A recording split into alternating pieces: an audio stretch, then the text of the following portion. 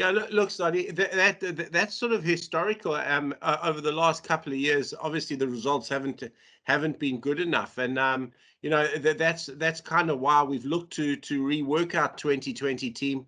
We've had a look to see which players foot the bill. We've changed our brand of cricket certainly, and we're starting, like I said before, Bangladesh. This is the start of a white ball journey for us. We've looked in depth at the brand of cricket we want to play. We've looked in depth at the personnel that we think we can use, and now we're almost starting afresh. And hopefully we get good combinations, we get the right combinations, and then it's up to us as coaches to upskill the players to get them to the required level to compete internationally.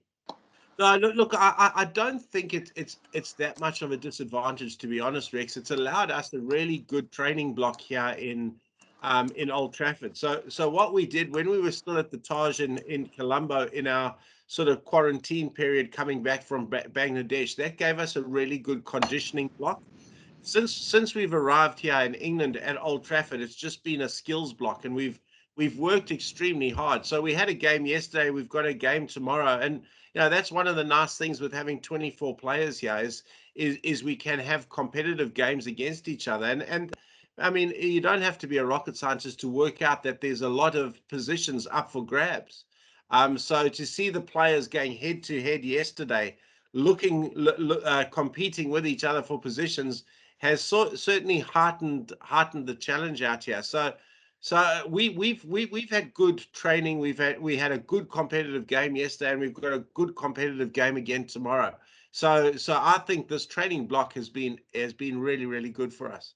Yeah, look, I mean, they're a wonderful white ball team. And even though they haven't played much as a team, all their players have been playing in the Vitality Blast. So we were lucky enough to be able to sit on the balcony here and watch two of Lancashire's games where we saw Liam Livingston, we saw Josh Butler, we saw a lot of their players come through and play. I've been following them religiously on TV. So saw Besto get 100 last night. So all their white ball players are now playing in their domestic competitions and have been doing so for the last week or so. So they're going to be ready. They'll be prepared. I mean, it's a massive challenge for our young team, but it's a wonderful opportunity as well for us to go and I'm not. I just want to see us progressing. We said before Bangladesh that it was a start on a journey with our white ball teams. So as long as we just keep progressing and keep getting better, so that we start building a team that can compete with the rest of the world. That for me is the focus. We're very focused on our own key performance indicators. So all the players, all our disciplines have got key performance indicators that we want the guys to adhere to, and if we score in the games and we meet those KPIs, then the results will start coming. So that for me is where the focus is for us on this trip. Yeah, there were a lot of learnings from that one, Martin. Again, it was a totally different side. It was a we tried to we changed our brand up a little bit. We got caught a little bit, particularly through the middle overs. I thought, and that's one area that we've concentrated hard on in our practice and preparation here, is just the intensity required through those middle overs. And in Bangladesh, we were only getting between 130 to 135 runs in that middle phase. That's certainly an area for us that we need to improve on. Strike rotation, intensity at the crease are areas that we've really worked on in this training block. I thought Bangladesh, the last game, was where we got it right. We need to really capitalize on those power plays. I'm just really keen to play. For us, we've got to be an attacking team. And that only comes with a lot of confidence. For first of all, from me as head coach, I've got to back the players. Then from the selectors, they've got to back the players that we've chosen, and then give the players the security to go out and play as best they can. So I thought we encapsulated that in the last game against Bangladesh. And it's going to take time, guys. We've got to be realistic with it as well.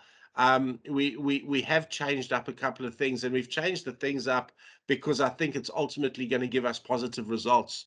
So yeah, there were a lot of learnings, but I guess the key learning for me, albeit in different conditions, the key learning is still that we've got to maintain that intensity through the middle overs and be able to rotate strike and score at a faster rate than we did in Bangladesh, certainly through those middle overs. And that was the key thing that stood out for me.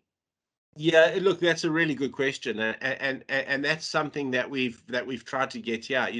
We've reclassified guys' roles, and the one thing that we did have, and you rightly said, is that we had a lot of players who could bat 1, 2, 3.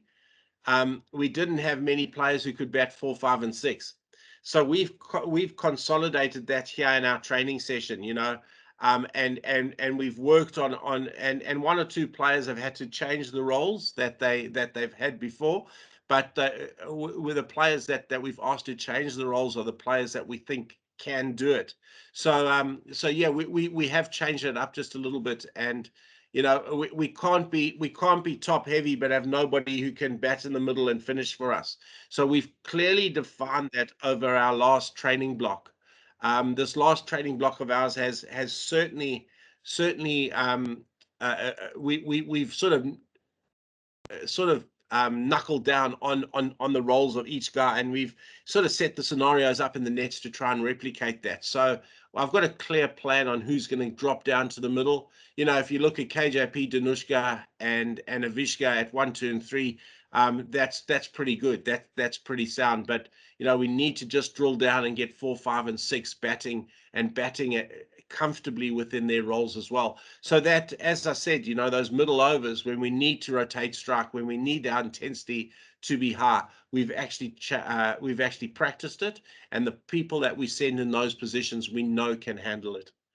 We've got to settle down on a batting order as soon as we can.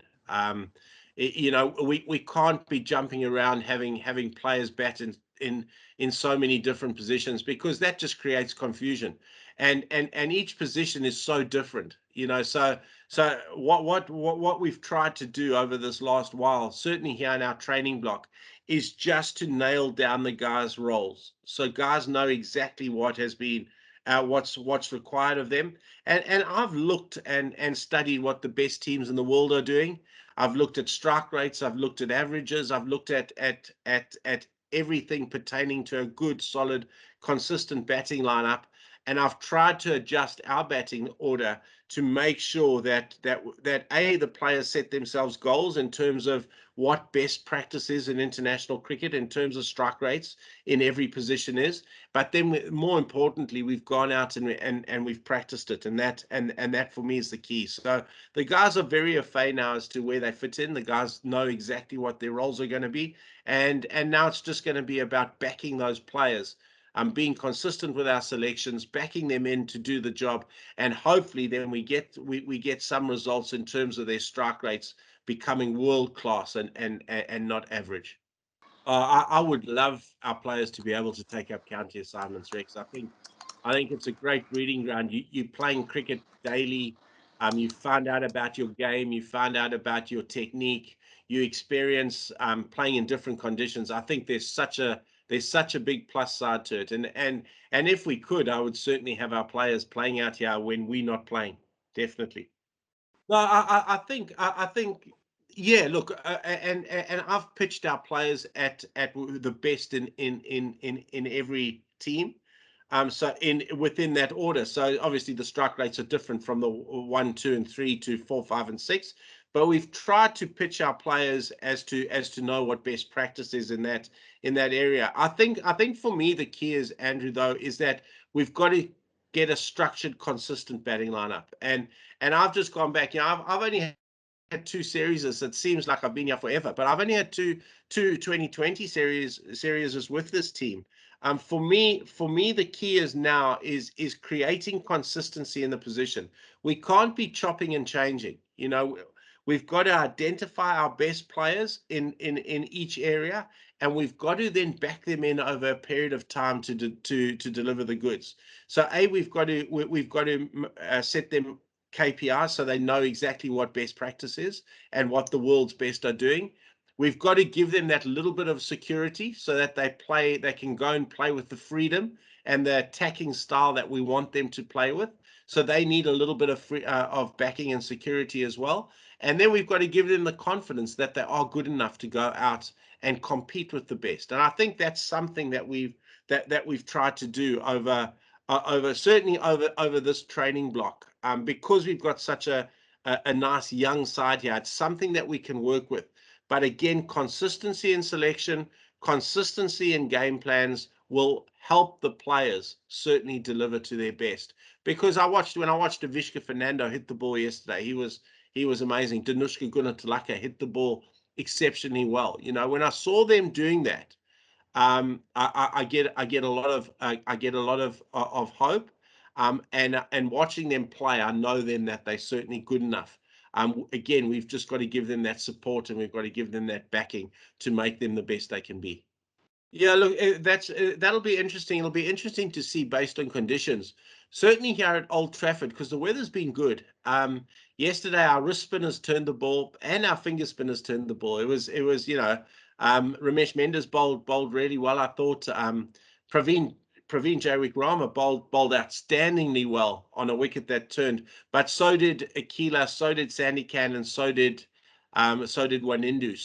So there is some competition for places within our spinning department, which is great, because once we get out of England and get into the subcontinent and play at home, and you would think that the 2020 World Cup is going to be played in subcontinent conditions, whether that's in India or in the UAE, then we'll become more reliant on our spinners. And I'm really comfortable that our spin bowling department has variety. I'm really comfortable now that our spin bowling department is good enough to certainly restrict our players and clamp the opposition and clamp them through the middle. I'm very comfortable with where we're at and with the options we have available now. But in terms of in England here, I think conditions will determine whether we go wrist spin or finger spin. But the one thing's for sure, Wanindu will definitely be playing, and then we've just got to have a look at what our other bowling combinations are going to be. Martin, we have not mentioned it at all, and it has not been on the radar since we've been here. It's just been cricket, cricket, cricket, and I think everybody's been mature enough just to put that on the back burner and realize why we're here. So it has not been a distraction. It has not been an issue, as far as I know at all. Oh, look, we've got a clear picture as to where we want. It was hard for Dick Weller, certainly in the practice games, because I know that our top three is clearly going to be Danushka, and KJP and Avishka. That's where our top three is going to be. For Dick Weller, we're working on a role for Dick Weller through the middle. Certainly in 50 over cricket, I think he rotates strike well, he sweeps well, he can play spin well, he runs well between wickets. So he's really versatile. So that's where he'll come into play. It was good seeing Ramesh Mendes score runs yesterday. I thought he played really, really well. Again, for us, it's just totally about what combination and what brand of cricket we want to play on the day. So, tactically, conditions change venue to venue. So we will just always look at what we think our best combination is. And I love seeing those young players step up. Ramesh Mendes has worked tirelessly at his game over the last 6 months. We saw him have a really good test match in Palakele, and he continues to impress whenever he plays. So we're creating such good depth, and I think I said before Bangladesh that I'm really comfortable where our test team's at the moment, and it took us 3 or 4 series to create the depth, create the role clarity, to create the consistency around our test team, and to have players on the outskirts pushing for positions all the time. We've got to get there with our white ball team, and it was kind of a sort of mark in the sand position in Bangladesh to say that this is the start of a journey. This is where we're going forward, and you are the players we're looking to take it forward with. So the more players we can have pushing for selection, the greater depth we can have in our white ball side, the better the competition for places are going to be, and hopefully the better the results will be going forward. Oh, look, I mean, no, like Lasith Maling is he's a legend of the game, Sadi. I mean, he was world class. He was the best at his trade, in the game. It's key for us to develop somebody that can do that role. And it's going to take a lot. I'm comfortable though that with Dushi Chamira, who's developing all the time. We've got Isuru Dana here. We've got Nuan Pradeeps here. Then we've got some younger seamers, the Asita Fernandos, the Shiran Fernandos, the Dhananjay Laksans, Ishan Jayaratnas. Yeah, we've got Chamika, Kunaruna Ratna. So we've got a lot of bowling here, which we did by design, to bring a lot of bowlers out here, just so we can, as I've said in the previous question, create that depth and create that order within our white ball bowling. So look, Malinga was an absolute legend of the game. Hopefully, we can develop somebody to be as good as him. But for us, it's going to be about a collective at the moment. It's going to be about a collective bowling performance to ultimately get our best results.